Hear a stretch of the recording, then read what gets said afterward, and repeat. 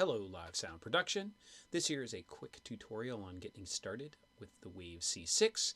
The C6 is a complicated little beast, has a lot of different things it can do, and if you dig through the presets, you'll find all sorts of different ways that the plugin is configured, and it can be very intimidating right away.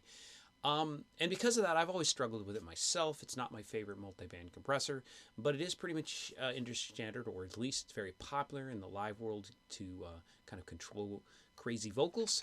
And so I think it's important that you learn to use it. Now, you're obviously probably sitting at the profile right now trying to play with it. I'm sitting in front of Pro Tools, but at least I got the same song here and the same plugin. I can give you a quick demo. So just a heads up, I'm not an expert on this thing at all. I use it in kind of a very simple way, but at least this little tutorial should help you out. And I would definitely, if you get a chance after I'm doing this, mess with some of these different demo presets that other people who know more than me have set up. Okay, cool. So diving in here. So by default on the profile, it loads up as PA default. You could use that, you could mess with it. I'm going to recommend you go with C6 full reset. It kind of turns everything off. And let's look at the plugin. What the plugin basically has is a 4-band multi-band compressor at lows, low mids, high mids, and highs, and they are divided by crossovers. There are also 2 floating bands, a low band and a high band. So it's basically 6, hence the name C6. What I'm going to do here is I'm going to take this floating high band here, and I'm going to grab on its frequency. I'm going to pull it way up. I'm going to take this low floating one. I'm going to bring it way down. You can kind of see the crossovers between the 4 bands in the background. Now, let's play the audio here. And this is, of course, this is a song you may be actually using it for the first time on. This is a mix lab we're doing. And on this particular vocal, it's pretty tough. It's a live vocal. The singer is a sibilant. He's got some crazy low end build up in his voice. It's at 58 going on. And so we get a multi-band is the perfect sort of processor to use. So how do I make this thing compress? You'll notice it's not compressing. And if you can grab the threshold over here, you have controls that when you adjust these, it adjusts all 6 bands, which is nice, or you can adjust independently each band. So I would definitely start over here, and you can grab the threshold for all 6 bands and bring them down. And you'll notice it's still not compressing. And that's what makes multi-band compressors often, or at least this variety of multi-band compressors, sort of difficult, is you have to set the range. And so this will set the range for all compressors.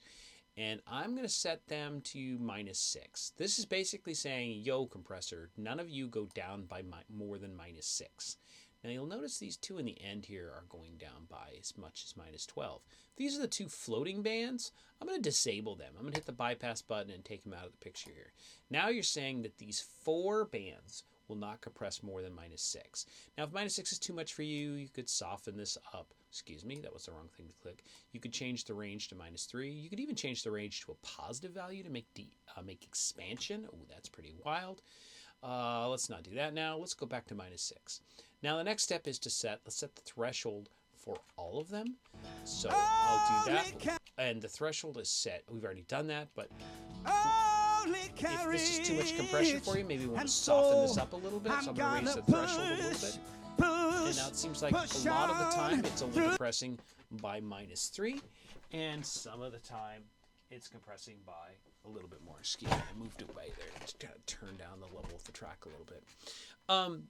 So it's working. And you can see it's kind of smile curving things up a little bit. It's kind of digging the mids out.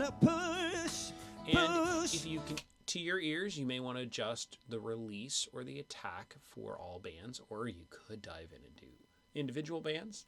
It gets a little bit more complicated. Now, it's working right now. You do have a makeup gain for all of them if you want. That raises the whole thing up, say by the 3-ish dB that you're reducing.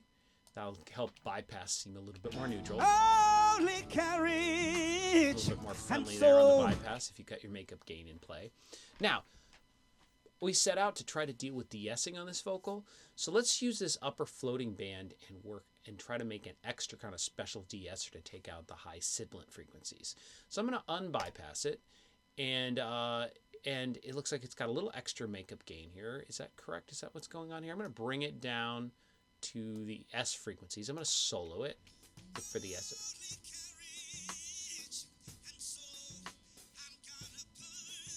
I think it's around there.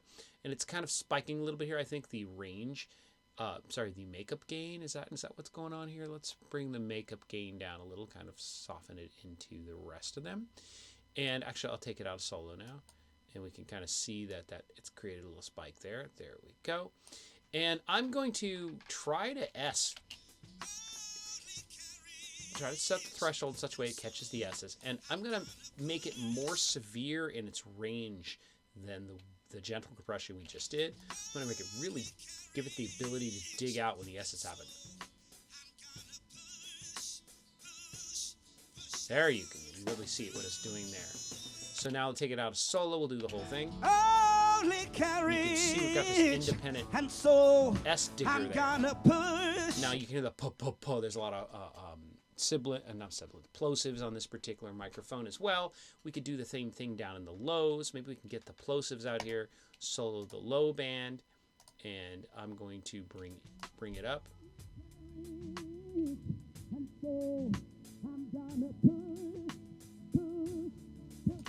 Maybe you want to narrow the Q a little bit and take it out.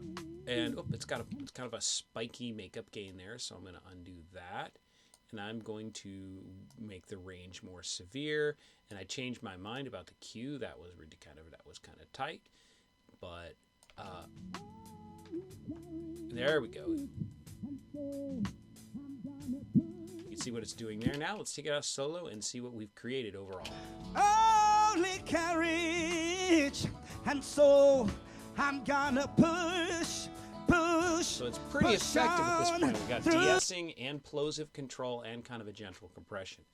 So a trick is you may want to put a kind of smooth compressor before this. This is not, I wouldn't use this as your main compressor. I would use this as a tool to solve problems. So maybe put something kind of gentle in front of it, either the console's generic compressor or something's gentle like an LA2A or something before this, and then use this as kind of a limiter to solve problems after it. So I hope this works. Again, I'm no expert on this, but a lot can be learned by playing with some of the crazy parameters. But you can see that if you experiment with this, and boy, we haven't even dove into all these other things that the unit can do, but you can see that this could be pretty useful for you. All right, hope this helps. Bye-bye.